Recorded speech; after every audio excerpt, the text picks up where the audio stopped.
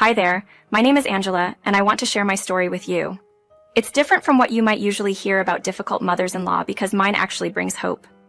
Despite not being fortunate enough to have a wonderful husband, I was blessed with an incredible mother-in-law.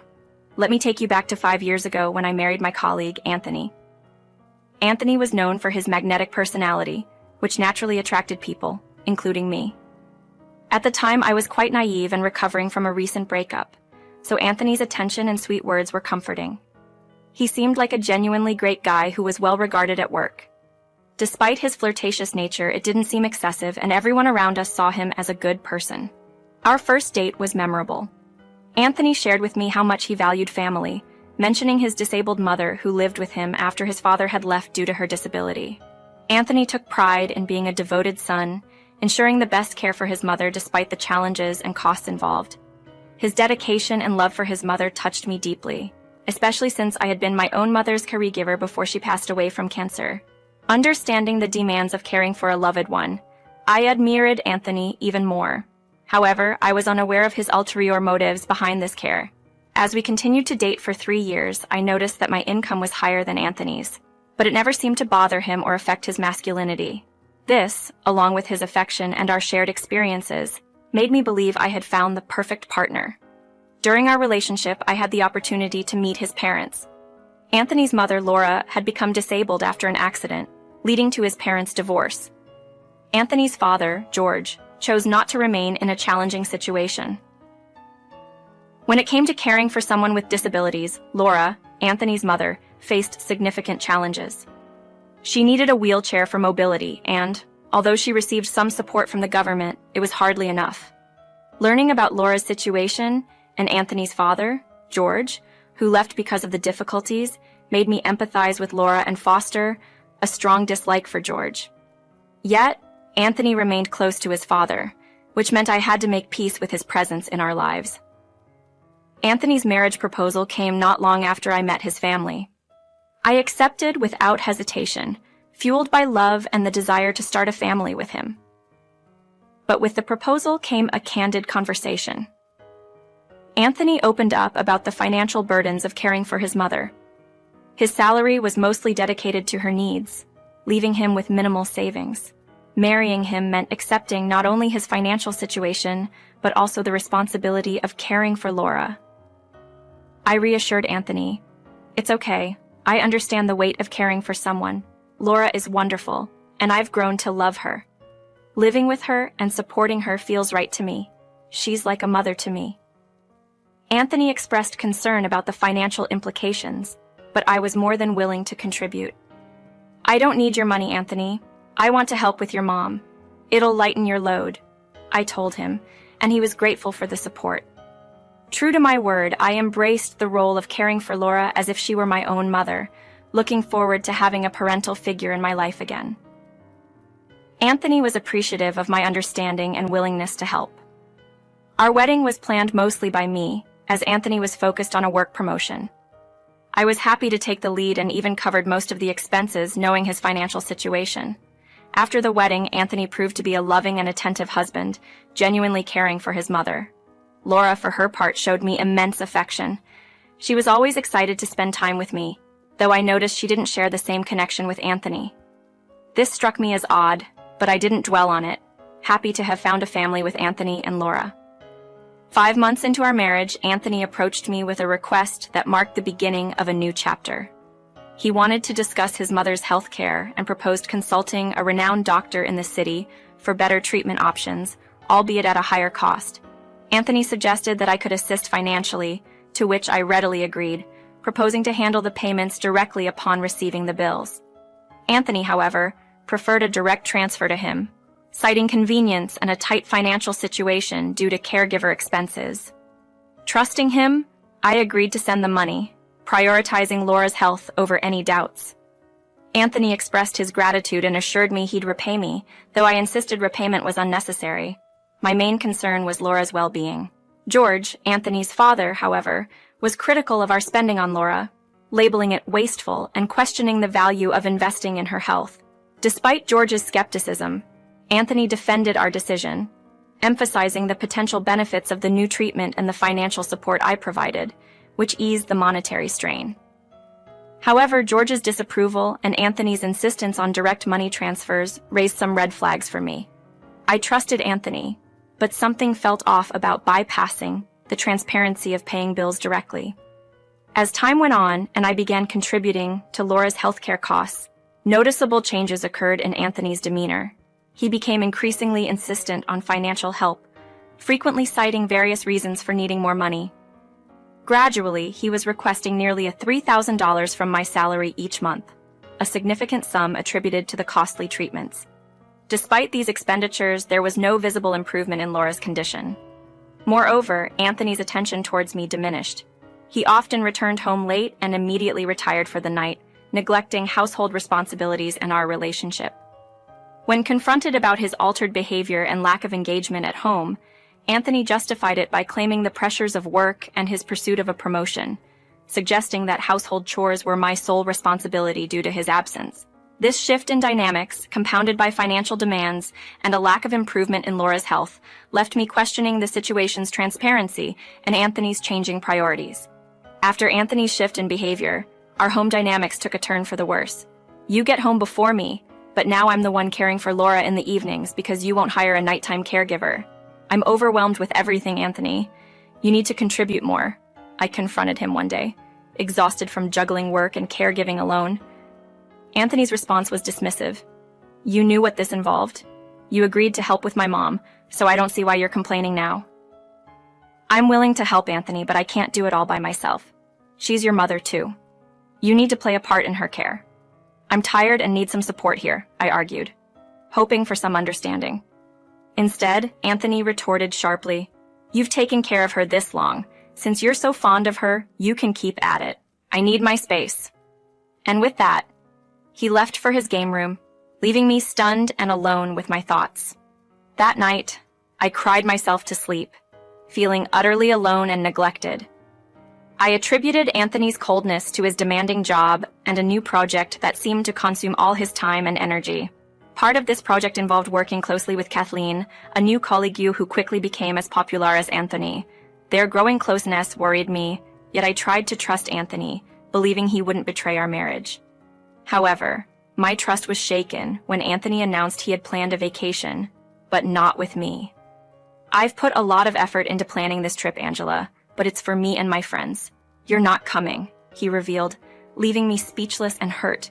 It had been 3 years since we had taken any trip together, and now he was choosing to go without me, using funds that were mysteriously available despite our tight finances. When I questioned where the money was coming from, Anthony dismissed my concerns, insisting it was none of my business. Even Laura, usually a voice of reason, couldn't sway him. She reminded him of how little we had ventured out since our honeymoon, and hinted at the financial contributions she had made from her disability benefits and inheritance, which Anthony had been managing. The revelation of Anthony's plans, his disregard for our relationship, and the financial discrepancies brought to light a painful truth about the distance growing between us, fueled by neglect, misused trust, and a vacation planned without me, highlighting the depth of our problems. Discovering Anthony's financial arrangements with Laura without my knowledge left me seething with anger. The situation escalated when he announced his plans for a vacation without me, only to later reveal he was using funds provided by Laura.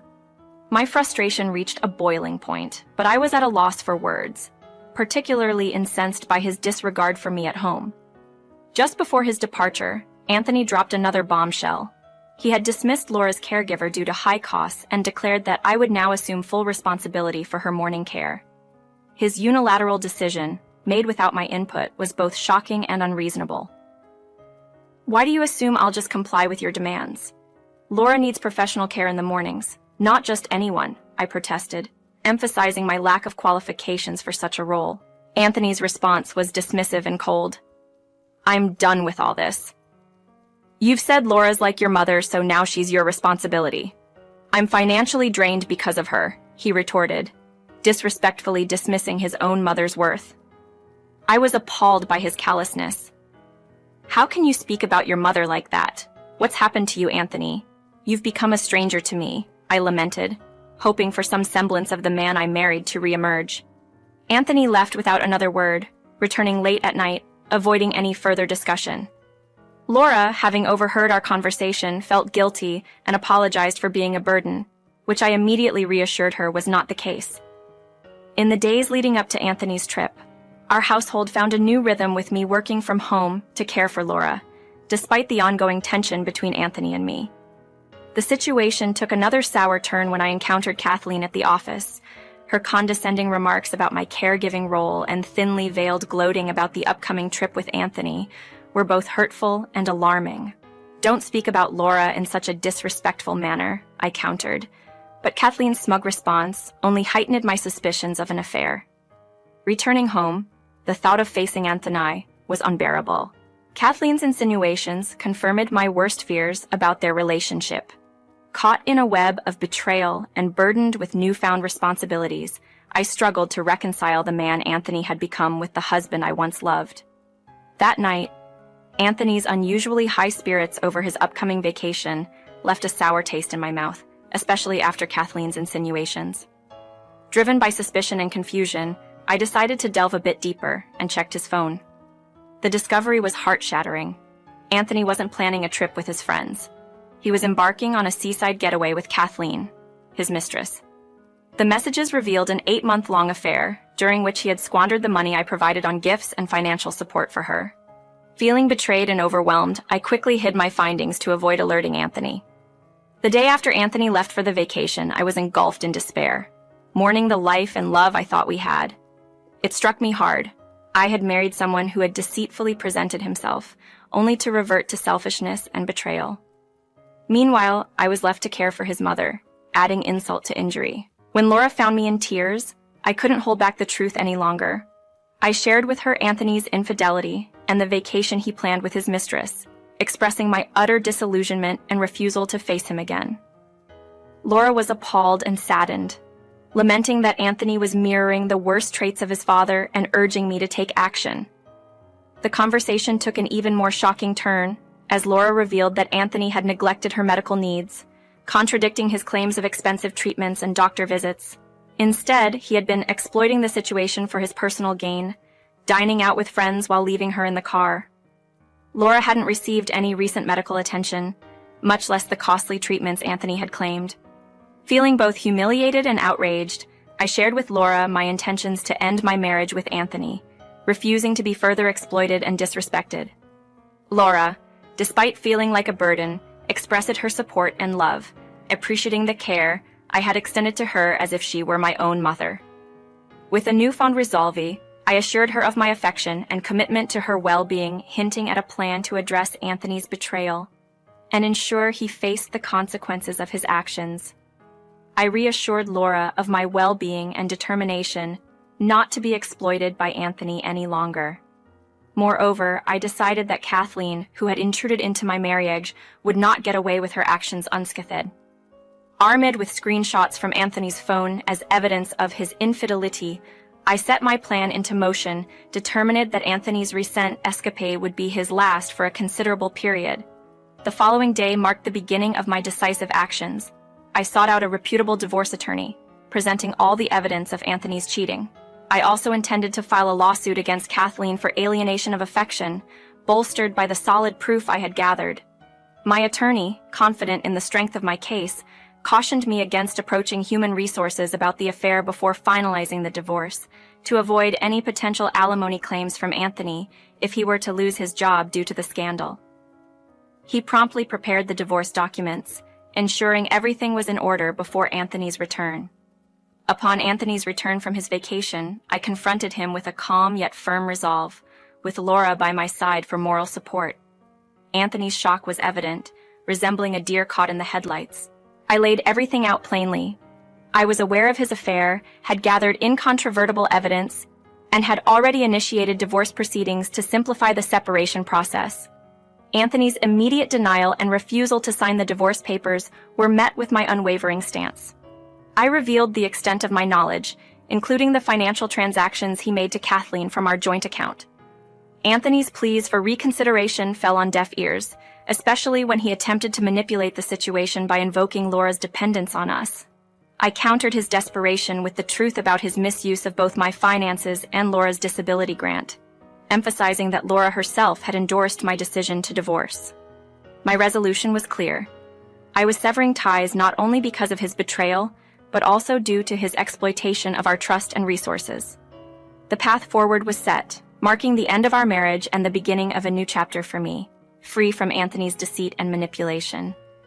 I firmly assured Laura that I would be taking over her care, emphasizing that Anthony was no longer our concern. Laura, showing her strength and disappointment in Anthony, declared she had no desire to remain married to someone who had proven to be even more deceitful than his father. She made it clear that our home was no longer open to Anthony, stating that I was welcome to stay, but he must leave. Anthony's protests, claiming entitlement to the house as a future inheritance, were swiftly countered by Laura. She vowed never to leave the house to him, accusing him of betrayal and theft not just against me, but against her as well. With resolve, she informed Anthony of his 2-month eviction notice, effectively cutting him off from any financial support previously provided by us. As Anthony pleaded for forgiveness, realizing the gravity of his actions and the loss of financial security, his distress grew. Even when he received the divorce papers, his desperation was palpable, leading him to seek support from his father, who criticized me for my decision. Laura, undeterred, confronted him as well, ensuring Anthony understood the full extent of his actions. Following a month of tension, Anthony was left with no choice but to move in with his father, as his mistress grew frustrated with the sudden halt in his financial support towards her. Pushed by the threat of exposing the affair to his employer, Anthony reluctantly signed the divorce papers. Yet my pursuit of justice didn't end with the divorce. I proceeded to inform his boss about the affair, leading to job losses for both Anthony and Kathleen. During this tumultuous time, Laura and I found solace in a vacation, missing the ensuing fallout, but content with the knowledge that Anthony and Kathleen faced consequences for their actions. I also moved forward with the lawsuit against Kathleen for alienation of affection, which she, now jobless alongside Anthony, pleaded for me to dismiss. I saw this as fitting retribution for her role in disrupting our marriage. Now, I continue to live with and care for Laura, who has become more family to me than Anthony ever was. She's even expressed intentions of leaving the house to me, a gesture of her deep gratitude and affection, though I've yet to accept. As I re-enter the dating world, hopeful and open to new possibilities, I reflect on the journey that has brought me here, looking forward to what the future holds, with Laura by my side as my unwavering support and family.